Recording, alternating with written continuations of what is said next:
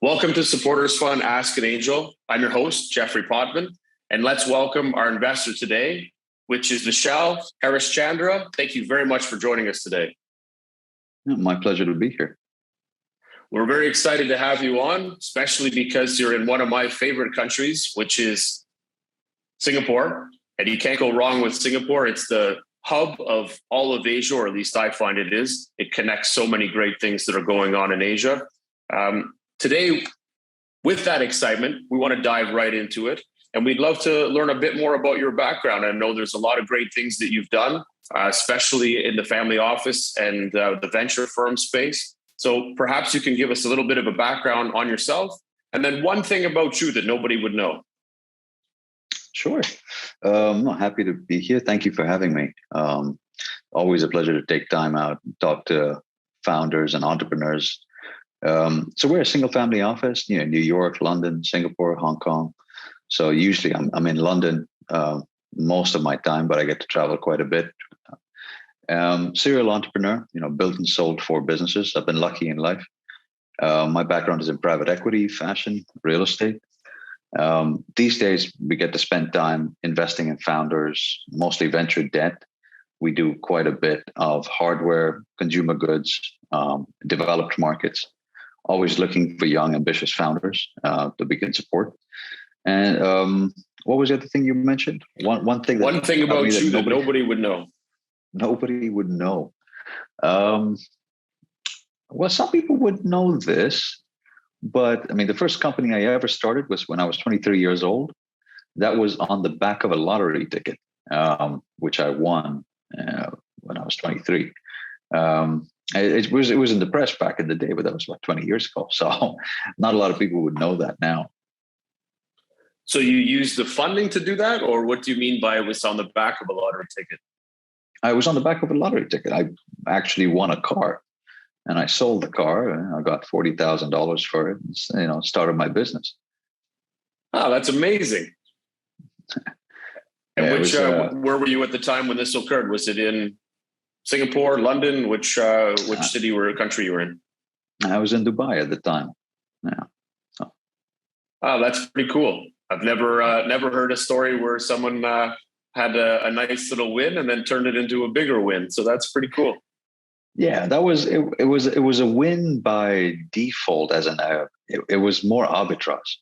I did that on purpose, and it was when you're young and you're poor and you're hungry, you got nothing to lose. You sort of try all the angles and you work the numbers, and it paid off. So, wow, that's brilliant. And maybe you can talk about a little bit on that side, because what I find really fascinating is that some of the really strong family offices, VCs, investors have a background in entrepreneurship. And you obviously did. You attacked it by winning, selling, and building a company.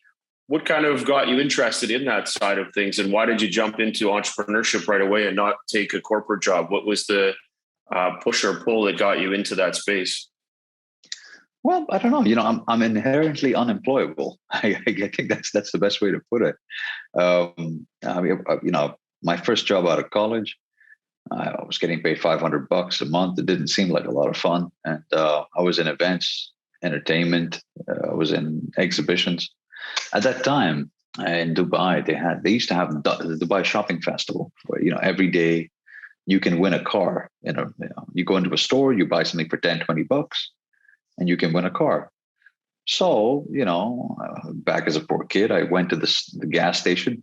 Back in those days, you would have the prepaid credit for your mobile phone. So I would go in, buy the credit. I got the raffle ticket with me.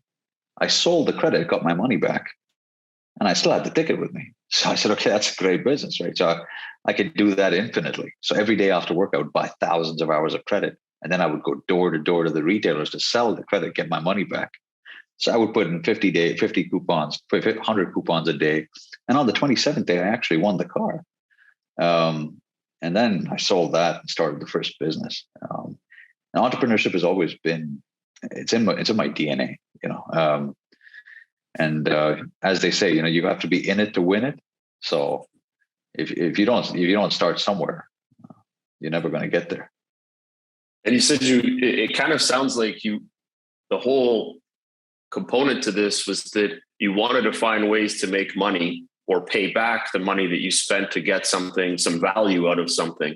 So, which is kind of how entrepreneurs work, which is solving a problem, finding out that there's a fit, and getting the value and exchanging value for currency. And in your case, you were going in and found a way that if I take these tickets and go resell them, I can get my money back and still have an opportunity to have a gain. And that gain is going to be that I may win a car. If I do this long enough, maybe the odds will be stacked for me because I'll have enough tickets that will open up my odds in winning.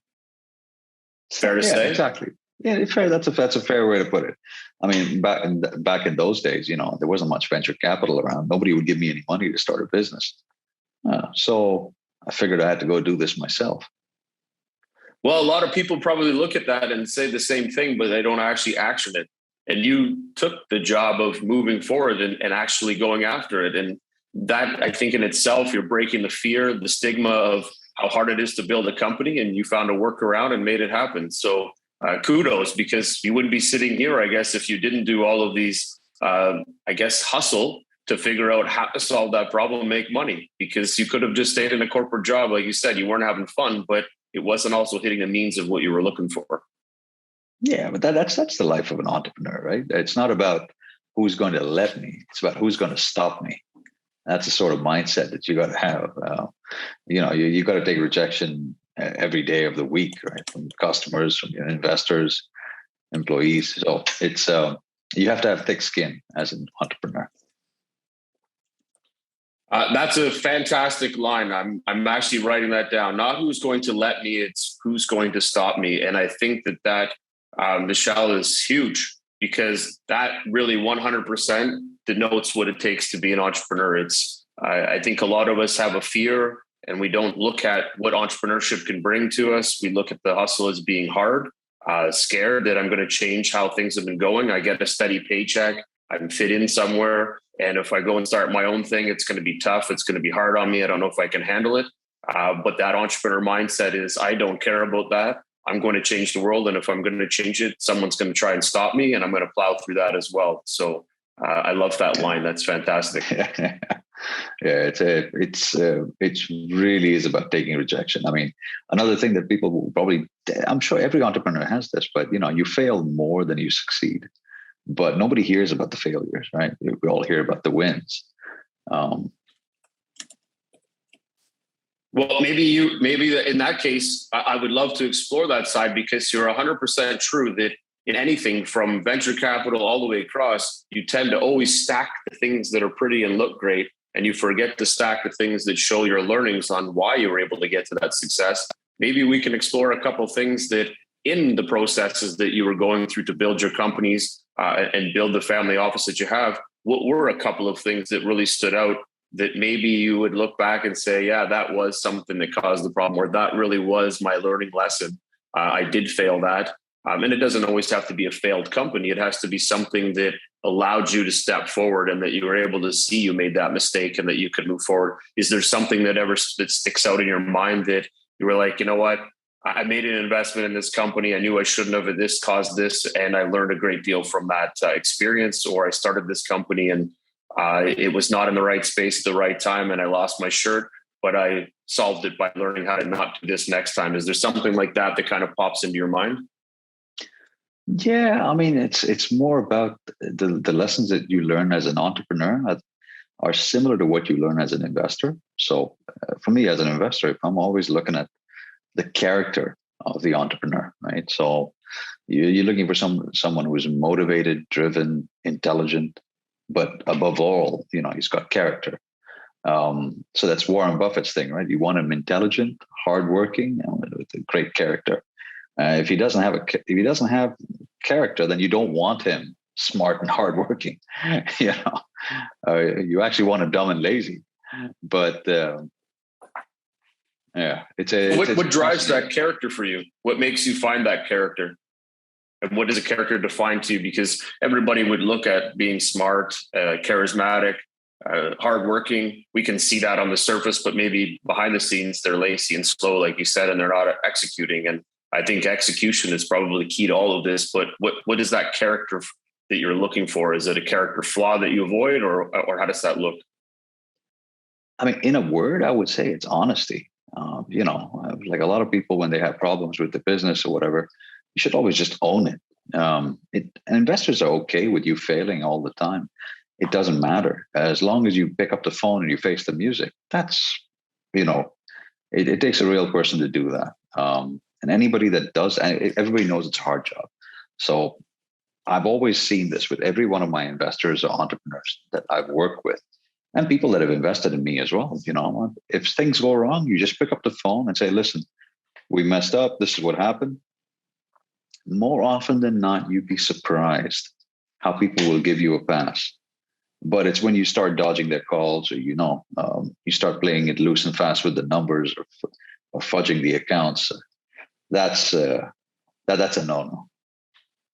You start to dig the hole even deeper, right? And instead of looking at the broader side of it in the community that you've built around you, there's a lot of opportunity to get that help that you didn't think was there by sharing and communicating out what was happening or what's been going on so that people can actually figure out how they can get behind you or at least point you in a different direction that might help you overcome the space that you're currently sitting in. Absolutely. If you're an entrepreneur and you call one of your investors and you tell them the problem and, you actually ask for advice, you'd be surprised how helpful they can be. And that's one thing to remember. People that are on your cap table, they're actually in your corner. They're there to help you. So the best thing that you can do is be transparent. Agreed. And how much of this, when you take the 4 companies that you built, sold, how much of the learning did you take? And is this the reason why you got into being a family office and venture capital? Was that the shift that you saw, the successes that you had, the learnings that you kind of grew and decided this was the next steps for you? And what were those learnings that really kind of drove you to where you are today? Well, I mean, at heart, I've always been an entrepreneur. I always will be. So, I invest now because I also think it's important to give back. But the learnings have always been that, when I was, because when you're an entrepreneur, it's always feast or famine, right? You've got liquidity events when you sell a business and you're liquid, you're highly liquid. Or there's sometimes when you don't pay yourself a salary for years and then you slog it out and while you're building something. And I've been through both. So you learn a few things along the way. I can live on mac and cheese and burgers and pizzas for a long time. I remember the first business I did. I didn't take a vacation for 7 years, and I think at one point my budget for a meal was $1 a meal, and I couldn't spend more than that if I wanted to. And even then, I was down to $50 in my bank account. So, yeah, you see the highs and the lows. Well, you understand how to balance things, right? And you know what the struggle is. So you kind of prepare yourself for that on the next venture as you keep working through them. I'm sure it allows you to kind of see into what's the best way to run it. But I think that's also super valuable for another entrepreneur to hear and learn from you, because you didn't just drop in as a golden nugget with tons of money building your first company and just kept doing that. You had to start from scratch. You had to go through the learnings. You had to go through the product fit, market fit, or not fitting. You had to go through a lot of these things. And I think that brings a lot of value back to the entrepreneurs that you're investing in. Is there a couple of pieces in there that really stand out and you mentioned obviously character being one of them? Is there other things that stand out in a business that you look for that maybe others don't see right away at the beginning? Yeah, I mean, so I do a lot of impact investing. Now, impact investing has a lot of angles. This can be socioeconomic, gender diversity, environmental. I mean, the list goes on and on. It can be education, healthcare. And I was on a panel the other week as well for impact investing. And we were having this conversation. And I like the fact that businesses these days, a lot of startups, have impact sort of hard-coded into their DNA as a startup. So it's much easier as you grow that business to have an outlook. Now, it's not purpose versus profit. You don't have to pick one or the other. You can do both. If you're a legacy business and now you're highly polluting or you're highly consumer driven, you can allocate a part of your profits towards an ESG program, a CSR program, but it's never the same as if it's built into your DNA. That's what I try and look for businesses, either from a founder perspective, if they're underfunded or they're in, or if they have a common goal. I like healthcare. I like education. I love education. But yeah, there are a lot of battles out there. So I'm always happy to support businesses that have that angle to it. You mentioned a common goal. Does this mean that you're looking for founders that are co-founders in a business, that's important, or you're just looking at that they've been able to build out a strategy within the business that meets the common elements of being an impact business or being in that environment? Well, it doesn't even have to be an impact business. If it's impact, that's great. Like, there's nothing wrong building a business that employs 10,000 people, because now 10,000 families have livelihood. So there's absolutely nothing wrong with it. And you can own it and say, listen, I have no impact in the world, but the only thing I'm doing, I'm creating jobs and employment, which in itself is a good thing to do. So you just have to be upfront about that with your investors. For sure. We did a panel maybe about 3-4 months ago, and one of the panels was on impact CPG, on the whole impact side of CPG branding.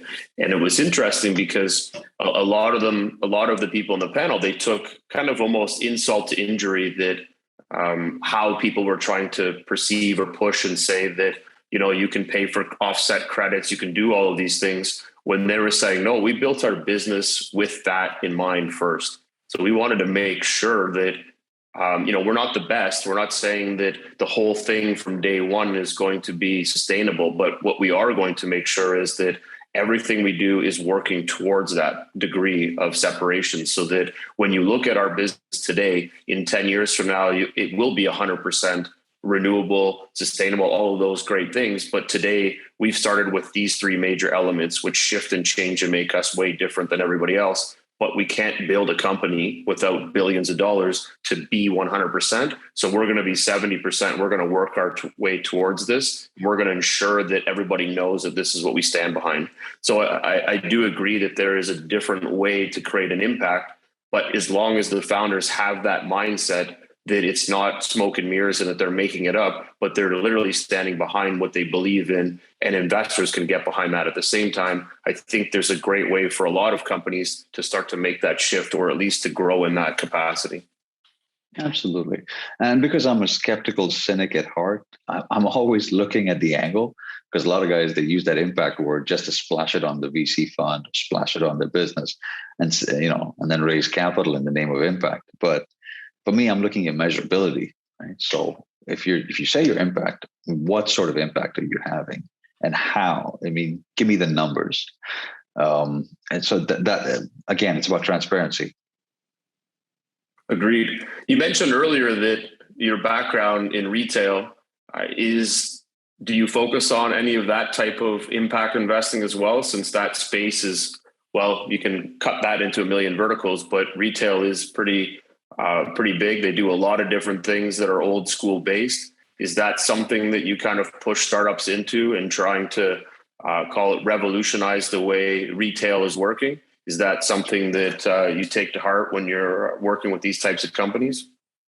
Well, my background is in fashion media. So now we talk about apparel, clothing. That's a $1.5 trillion business. And in this day of fast fashion, with consumerism, you can buy a dress for $10.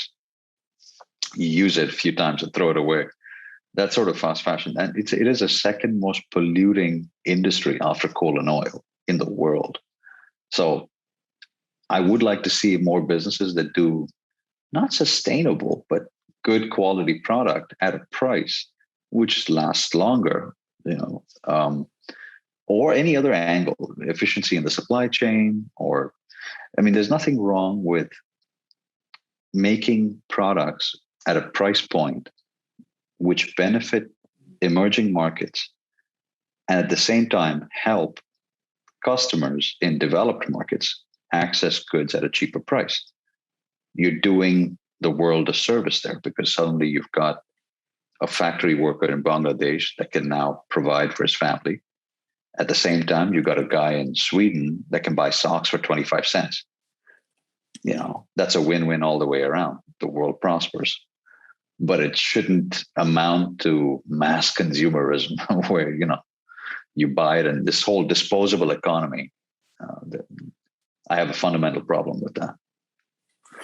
Totally agree. And I know that one of especially in the fast fashion world, that they've got warehouses and warehouses all over the world with billions and tons of excess cotton, wool, just sitting there, and they don't even know what to do with it. And it's just cheapened the market down so badly and dampened it down. And then you've got all the chemicals that are riding into to make the clothes, etc. So I do feel that there is certainly an opportunity for startups to kind of change the way this is working. And you're starting to see a lot of emerging startup companies come into this space that are trying to change the way distribution, supply chain works. At the end of the day, it's still overly consumed because that was the way that they could sell, was fast fashion. So that $10 dress that you're going to wear 3 times and throw away, they can't even keep up with it. And, over the years, they were sending products to third world countries. And even that has been failing because of the amount of excess. So it is something that does seem like there could be a really big effort that could be put in by a couple of startups that could change the way that works. Yeah, absolutely. Already, I was talking to one of the VC funds. We were having drinks the other day, and one of their portfolio companies does the biodegradable straws, where it actually, you throw it in your garden and it decomposes in a year. That's huge. Again, one thing I keep wondering about with the pandemic, the face masks, disposable face masks. How many hundreds of millions of masks are we using in a day? I don't even know where these masks go at the end of the day. It's crazy. Agreed. It's a good point. When the pandemic started, there was a lot of shortages because of this was something that they didn't actually look, or anybody looked at seeing as being an issue in the world. And then they had to ramp up all of that. But you're right, now you're stuck with oceans filled with them, floating with the rest of the plastics in the world. And I think the disposable side of everything we do, people forget that it has to go somewhere. And I mean, perhaps the change that needs to happen in the environment isn't so much of we need to find out where we can renew everything, but maybe it's, what if you have to take care of your own garbage now? What if you have to dispose of all your recycling? Now it's being put on you. Now, will that change your eating habits? Will that change your one-time consumption? Because at the end of the day, you can't stick it on the corner. You have to drive it somewhere, or you have to put it somewhere where it is going to get actioned, and maybe you have to pay directly out of your pocket. Does that change consumerism for the rest of the world? Because today it's drop it and go. And I think that we're so used to that format that we're forgetting about the rest of the world because it's someone else's problem. Yeah, absolutely. Well said. Really well said.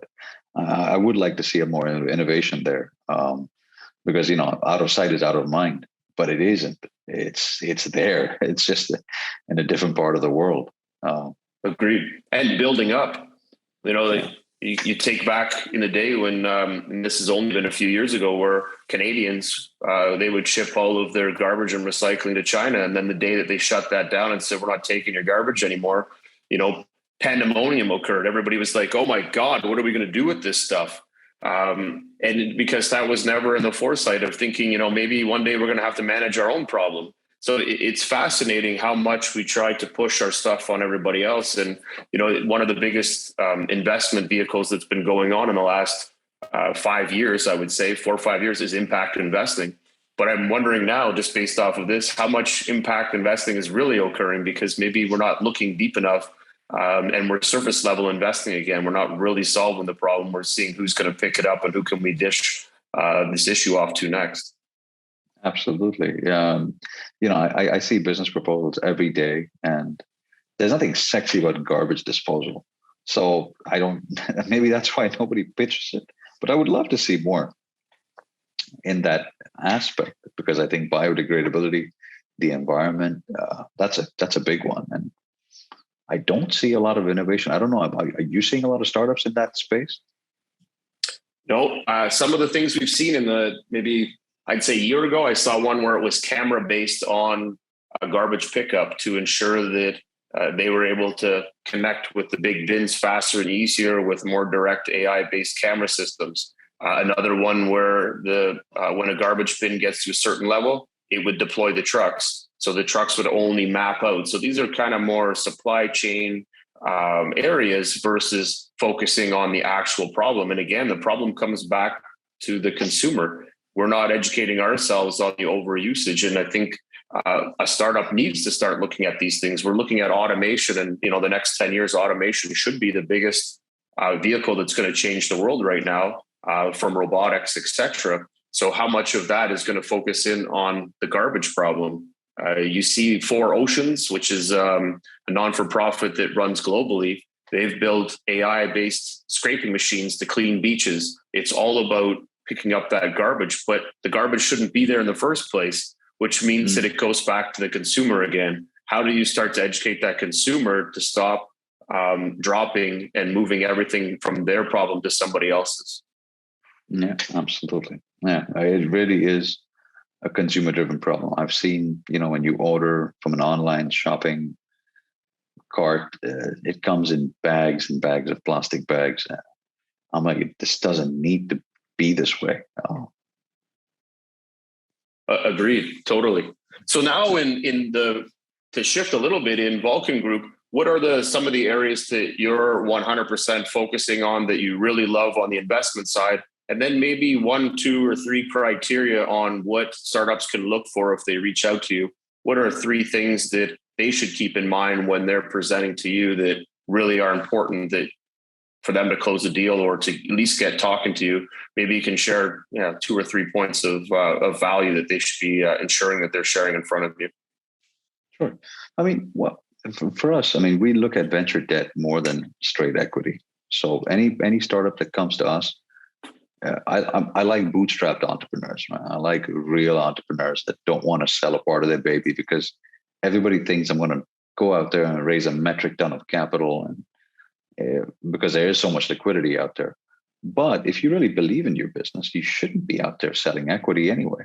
You should be out there getting some sort, because most businesses, at least the ones that I like, the ones that are in hardware, in consumer goods, medical devices, IoT devices, drones, anything physical, they have a huge capital intensive business that requires a long trade cycle in terms of manufacturing, injection molds, production, shipping, customs clearance. Then you got to market it, you got to sell it, get it out to the consumer. So we do a lot of non-dilutive financing. So I do mostly venture debt, lines of credit, inventory finance, supply chain finance, trade finance, purchase order finance. The kind of entrepreneurs that I look for, the founders, they come and tell me, listen, Vishal, I got $1 million purchase order from Apple or Walmart, Costco. I need help to fill the purchase order. That is something capital is always available. I'm always happy to back an entrepreneur that way. Or if he tells me, we've got customers that want the product, we've done the teething, now we're looking to scale and we need growth capital. That's what we love. Someone, make it, sell it, prove the concept out and come back. People come to me with an idea and projections. We're not early stage investors. We don't do that. Well, I like to do later stage businesses above $1 million revenue that really know what they're doing. They've been through the teething issues. So that will get you a conversation. I love it. Yeah, and that's a great position to be in, where companies come in, they're stable, they've got a purchase order, they've got some movement, they can grow, and you guys can help scale them with that extra debt capital. I think that's brilliant. Yeah, and they don't need to sell a part of their business to do it. Well, we're going to kind of shift a little bit now into one of the areas that I really like to dive into is the storytelling, kind of what, through your years of, and you've been almost at this for 20 years working on the debt side, is there's a story that kind of really emphasize what it takes to be an entrepreneur. It could be she or he was working, you didn't think it was going to make it. They were on the last legs, and then boom, they were able to pivot, change, and now they've got this successful, growing business. You could have invested in them or not, but really the idea is just to share kind of that what it really takes to hustle to be an entrepreneur. I think sometimes in the world we forget what that hard work looks like, or how things work, or sometimes things fail, and it's how we pick ourselves up and go after the next venture. Do you have a kind of a story in mind that jumps to you? Well, in terms of the people that we've invested in, or my personal experiences, or For sure, yeah. yeah, I mean, like I said, failure is your best friend. I mean, you embrace it. And there've always been circumstances where I've tried one business after the other, nothing worked. And this is maybe, I don't know, 10, 20 years ago, back in the recession as well. We really took a beating in real estate. We took a beating everywhere. And all your biggest customers suddenly slashed their marketing budgets, which was our biggest customers were Samsung and Nokia. And at that time, they were doing well, and HP. And some businesses survive, some businesses don't. But for us, it's all about sticking around long enough and then cutting your overheads to make it lean and mean. And I can always tell you one thing. One business I had, I remember at one point we weren't able to make payroll, and I pulled everybody into the office and said, "Listen, I can't afford to pay anybody for 3 months. If you guys want to leave, leave." And I felt bad because I know they have rent to pay. They've got their own families to support. Or I fire 30% of the staff. So that's my option, right? Either I fire 30%, or everybody goes without a paycheck for a couple of months. And we took a vote on it. I said, it's your choice. You tell me. And then this is a democracy, right? And they all agreed actually not to take a paycheck for a couple of months. They didn't want it, the guy on the left or the guy on the right getting fired. It was nobody's fault. It was just that time and day. And yeah, it's ironic. I honestly thought they would have gone the other way. So it's an amazing story because it's not so much on the, I guess, the temperament of the values of where everybody is at the time. It's how much they believed in the founder and how much they believed in where the business could go, that they were willing to take the risk to continue to support because they could see the vision of where you guys were going. And I think the best thing of what you shared there and what you shared earlier on when we first started talking, it was all about communication. That when you communicated to the investors, there was help there. When you communicated to your employees or your team members, there was help there. So it sounds like the real learning behind anything that you're going to do is the more you communicate, the more you share and make it truthful, which is, again, the honesty side that you mentioned. You've got a better chance of moving into the right direction than you do when you hide it, get stuck in a position where you don't share, and now everybody is leaving, but they're leaving for all the wrong reasons because you didn't open the door to kind of keep people on side. Yeah, absolutely. Transparency is the best thing you can do, and be brutal about it. In fact, you always go the other way and be more conservative than you have to, because if you tell an investor, I'm going to do X and I do Y, they're always pleased. But if I say I'll do Y and I do half of it, nobody's happy. So under promise, over deliver. That's your key. I love it. Wholeheartedly agree with that. Set the expectations and go after it. And I would probably throw one other element into that, which is execution. It's key to anything you do. And if you can't execute, you're going to always have problems on the communication side because you can't update people if you're not executing.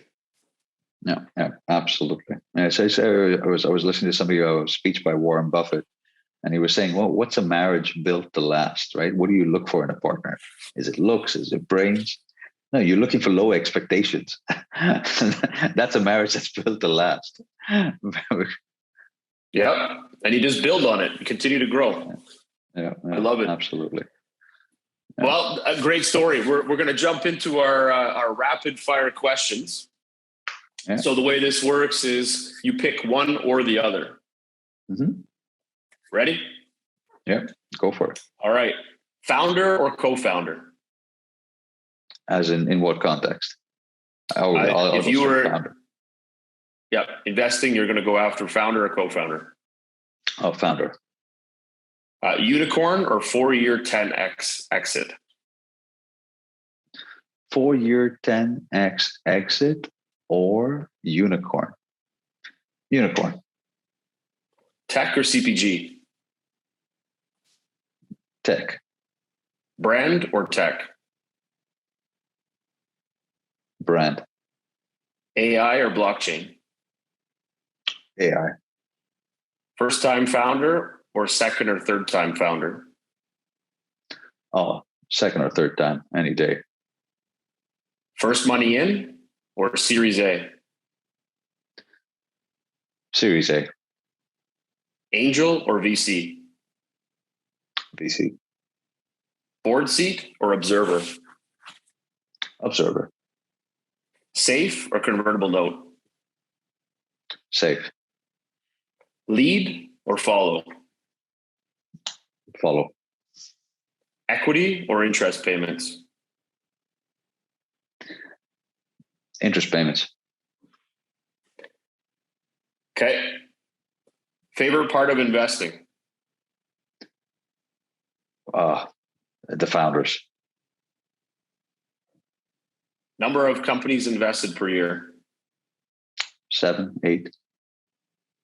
Awesome. Preferred terms? Venture debt. Verticals of focus? Consumer goods. Hardware. Two things that make a startup stand out.